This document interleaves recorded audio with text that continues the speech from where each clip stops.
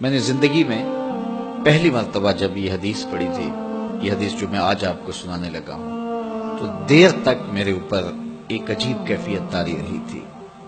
ایک یہ حدیث اور ایک قرآن مجید کی آیت نبّئ عبادی انی انا الغفور الرحیم۔ وہ اعتکاف کے دن تھے کہ تلاوت کرتے کرتے میں جب یہاں پہنچا تو اس آیت کا ترجمہ یہ ہے کہ میرے بندوں کو بتا دیجئے کہ میں غفور بھی ہوں، میں رحیم بھی ہوں۔ تو پتہ نہیں میرے اوپر کیا کیفیت وارد ہو گئی، اس آیت کا کوئی ایسا نورانی عکس پڑا تو میں قرآن مجید لے کے ایک ایک حجرہ اعتکاف میں جاتا تھا اور عجیب آنکھوں میں آنسو اور بدن پہ ایک راشے کی سی کیفیت، اور ایک کو کہتا تھا یہ تمہارے رب کا قرآن ہے کہ اللہ فرماتا ہے بتا دو بندوں کو کہ میں غفور بھی ہوں، میں رحیم بھی ہوں۔ تو وہ ایک کیفیت پیدا ہوئی تھی۔ بہرحال بعد میں بھی بارہا اس کی تلاوت ہوئی، اس کا آواز تو ملتا ہے، لیکن وہ ایک لمحہ ہوتا ہے، وہ ایک بجلی ہوتی ہے، کودتی ہے اور گزر جاتی ہے۔ اسی طرح یہ پہلی مرتبہ جب یہ حدیث میں نے پڑھی تھی تو اس وقت میرے اوپر ایک کیفیت طاری ہوئی تھی۔ تو آج میرے مضمون میں یہ حدیث دوبارہ آ گئی اور میں یہ بارہا اپنے سامعین کو سنا چکا ہوں، اور یہ ایک ایسی واردات تھی اچانک جو صحابہ کے اوپر ہوئی، ان کی قلبی واردات کہ صحابہ کھڑے تھے، حضور اچانک تشریف لائے اور فرماتے ہیں کہ کیا تم اس بات کی گواہی نہیں دیتے کہ اللہ کے علاوہ کوئی معبود نہیں اور میں اس کا رسول ہوں؟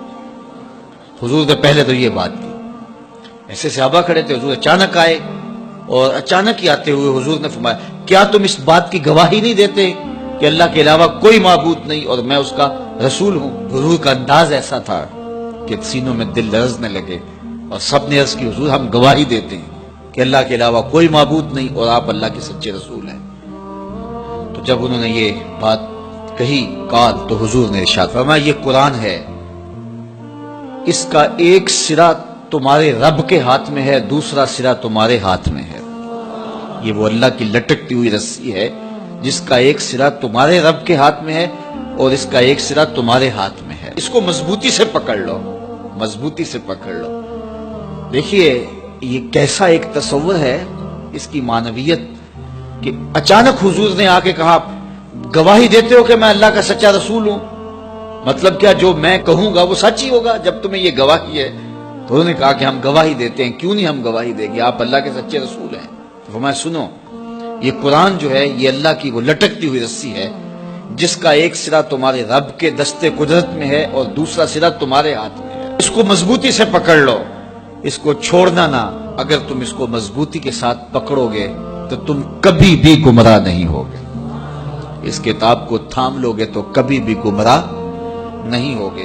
گمراہی سے بچنے کی ضمانت یہ کتاب ہے، ہلاکت سے بچنے کی تدبیر یہ کتاب ہے، اور اللہ جل شانہ سے باطنی ربط کا ذریعہ یہ کتاب ہے۔ حضرت امام احمد بن حنبل کہتے ہیں کہ میں نے ایک دن اپنے رب سے کہا کہ مالک مجھے اپنی محبت عطا کر، تو اللہ نے اتنی محبت عطا کی کہ مجھے زوال عقل کا اندیشہ ہو گیا کہ محبت کی فراوانی سے کہیں جنون نہ ہو جائے۔